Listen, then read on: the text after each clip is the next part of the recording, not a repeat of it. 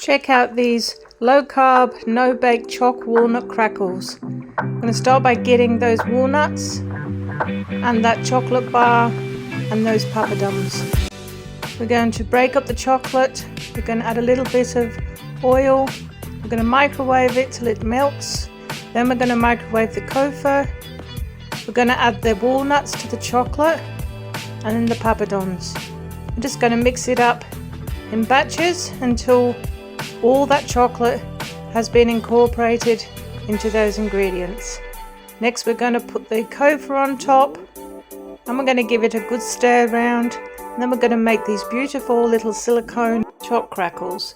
We're going to pop them into the fridge to set, and then when you take them out of those silicone molds, look how beautiful they look. These taste absolutely amazing, and there's only 3 grams of carbs per serve.